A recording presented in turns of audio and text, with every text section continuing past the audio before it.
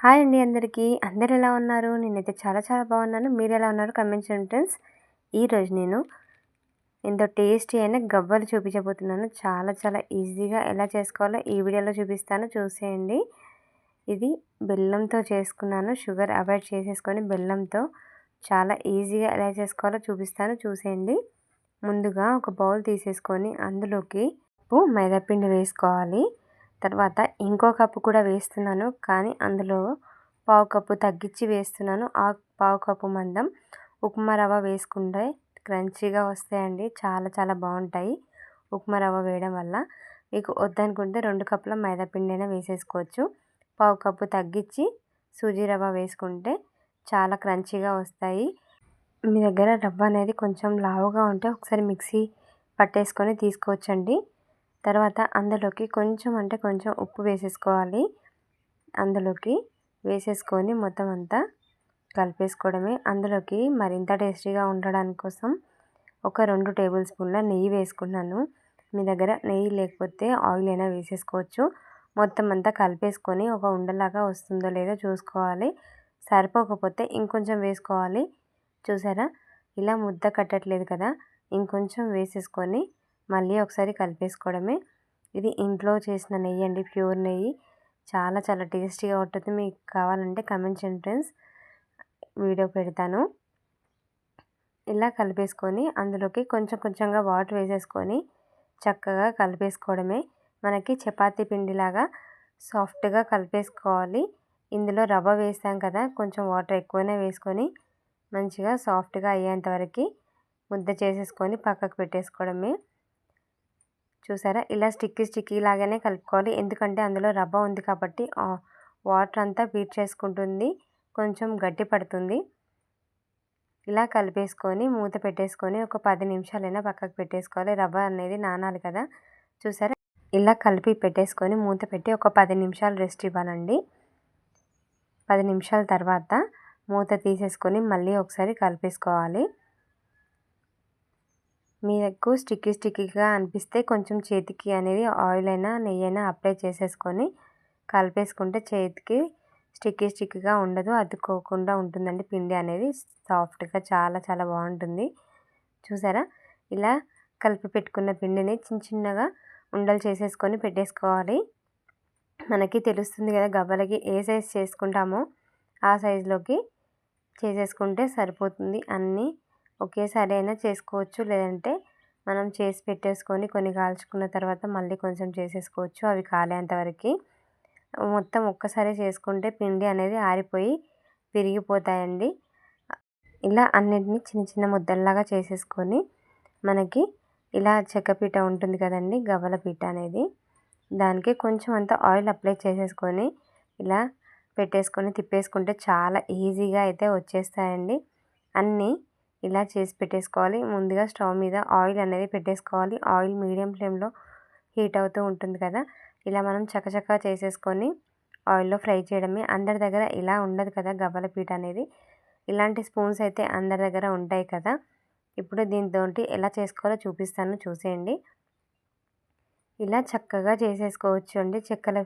గవ్వల పీటే ఉండాలని ఏం లేదు, దీంతో అయినా వస్తాయి. కానీ మనం గవ్వల పీట పెద్దగా ఉంటుంది కాబట్టి కొంచెం వెడల్పుగా అంటే సన్నగా వస్తాయి.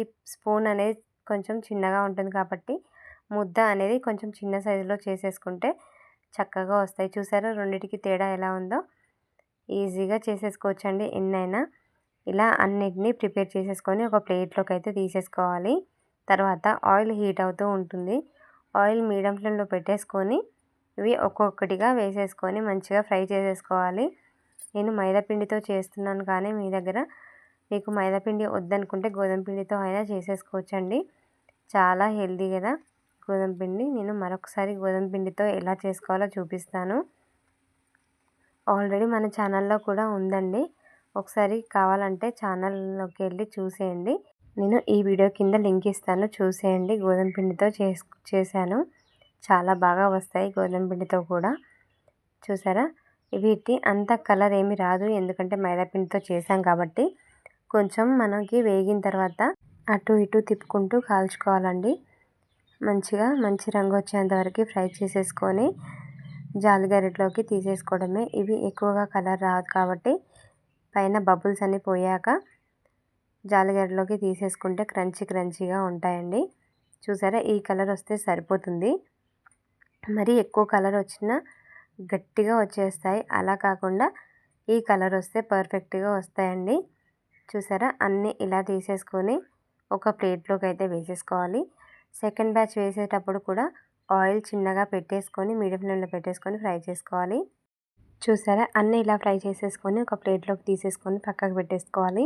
తర్వాత స్టవ్ వెలిగించి ప్యాన్ పెట్టేసుకొని అందులోకి 1 కప్పు బెల్లం వేసుకోవాలి.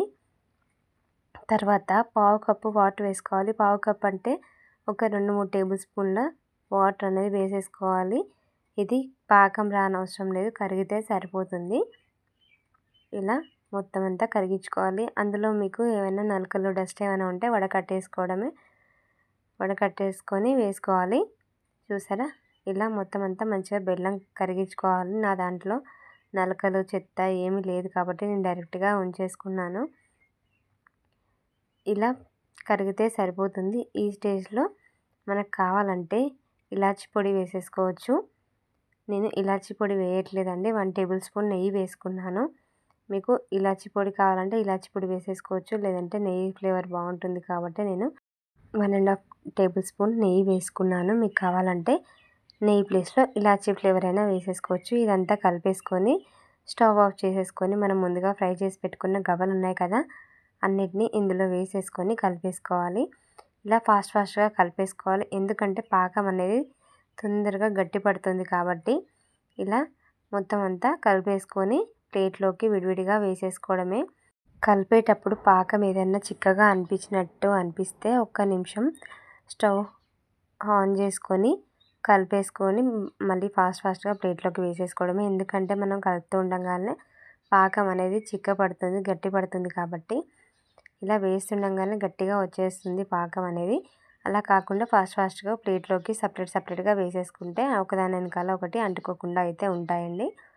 చూసారా, మనం వేస్తుండగానే పాకం అనేది చిక్కబడుతుంది. అలా అవ్వకుండా ఉండాలంటే త్వరగా సపరేట్గా చేసేసుకోవడమే. ఇలా అన్నిటినీ ప్లేట్లోకి వేసేసుకొని కొంచెం గాలికి పెట్టేసుకున్నామంటే చక్కగా విడివిడిగా వచ్చేస్తాయి. చూసారా ఎంత చక్కగా వచ్చాయో. టేస్ట్ చాలా బాగుంటాయండి. అచ్చం స్వీట్ షాప్లో ఉన్నట్టుగా ఉంటాయి. నేను మైదా పిండి వేసుకున్నాను, ఆ ప్లేస్లో మీరు గోధుమ పిండి వేసేసుకొని చేసేసుకోవచ్చు. చూసారా ఎంత గుల్లగా ఉన్నాయో. చాలా బాగుంటాయండి. టేస్ట్ మాత్రం చాలా బాగుంటాయి. తప్పకుండా ట్రై చేసి ఎలా వచ్చిందో చెప్పండి ఫ్రెండ్స్.